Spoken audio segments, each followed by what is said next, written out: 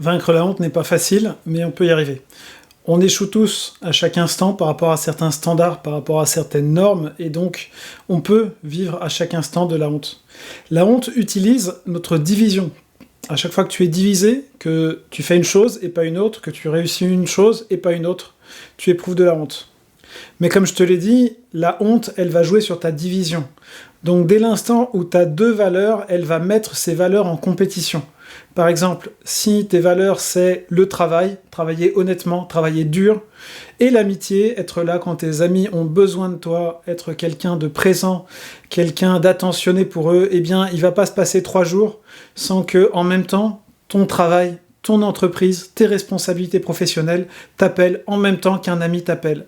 Et à cet instant-là, la honte va pouvoir s'emparer de toi parce que tu seras divisé.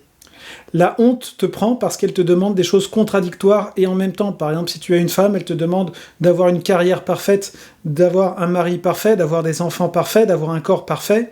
Mais comme tu as une journée et que tu n'en as pas 4, elle va te faire échouer. La porte de sortie de la honte, elle est donc pas très large, parce que ton âme est divisée entre différentes parties qui ont encore différents rêves, différents objectifs, différentes aspirations. Il y a un enfant en toi qui voulait briller, il y a un adolescent en toi qui voulait être aimé, il y a un jeune adulte en toi qui voulait être dans une certaine forme de succès. Mais tant qu'il y a ces différents rêves, ces différentes aspirations en toi, eh bien la honte les met en compétition et tu vas échouer car tu feras l'un et tu ne feras pas l'autre.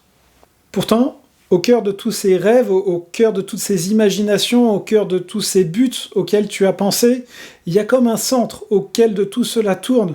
Il y a comme un centre qui donne le sens, en fait, à l'ensemble de ce que tu as vécu. Si aujourd'hui tu as l'impression d'être très fragmenté, de vouloir 1000 choses contraires, de vouloir le matin partir dans une direction et l'après-midi dans une autre direction, ne te désespère pas, car c'est par le voyage que tu vas trouver ce centre. Laisse la honte te montrer encore des faux chemins. Laisse la honte faire que tu tomberas, que tu te relèveras, et que tu tomberas et que tu te relèveras encore. On ne va pas se réveiller un matin en sachant parfaitement qui on est, quel est notre centre et où on va. Mais comme Ulysse, qui doit rentrer chez lui et qui met 10 ans pour le faire, eh bien, on va errer d'une île à l'autre, d'une mer à l'autre, d'un océan à l'autre, jusqu'à réellement trouver notre centre, jusqu'à réellement retrouver notre patrie, jusqu'à réellement retrouver notre intériorité.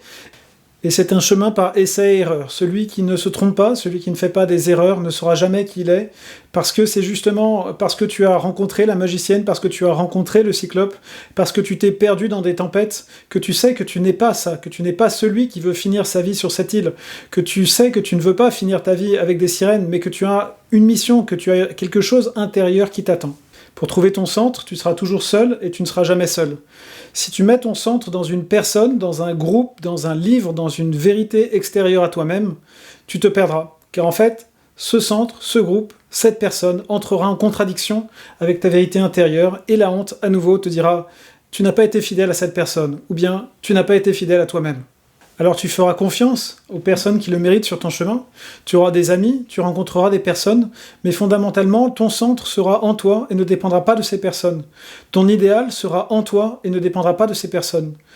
Dès l'instant où tu mets ton succès dans un groupe, dans une personne, alors tu perds le contrôle de ta vie, tu perds la direction de ta vie.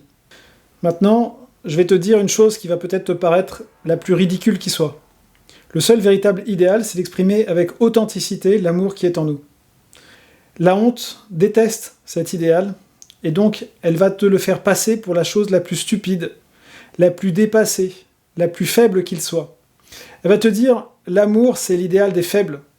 Si tu as le choix entre devenir chirurgien ou vivre pour l'amour, deviens chirurgien. Si tu peux devenir banquier ou choisir l'amour, deviens banquier. Si tu peux être la femme la plus belle du monde ou choisir l'amour, deviens la femme la plus belle du monde. La honte ne voudra jamais entendre parler de l'amour. Car si tu regardes avec honnêteté, si tu regardes dans le fond des yeux ta vie, tu verras que le seul fil directeur sensé que tu peux y trouver entre toutes ces expériences, toutes ces relations, tous ces malheurs que tu as vécus, toutes ces douleurs que tu as ressenties, la seule chose réellement capable d'unifier tout ça et de te faire tenir debout, c'est l'amour.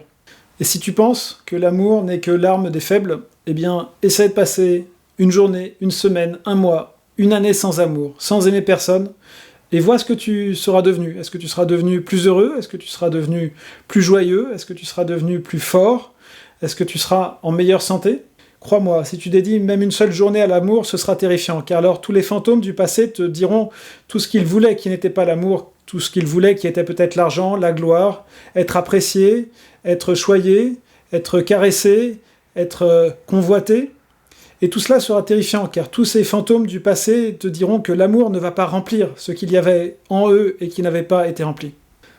Mais si tu tiens bon, si tu restes là, comme Ulysse, attaché à son mât, qui n'écoute pas les sirènes, et que tu continues ta route vers ta patrie, vers le centre de ton âme, petit à petit, le chant des sirènes va s'éloigner, le chant des magiciennes va s'éloigner, les grognements des cyclopes vont s'éloigner, et petit à petit, ce centre stable, ce temple intérieur, cette maison dans laquelle réellement tu habites, va grandir, va se solidifier, va s'unifier.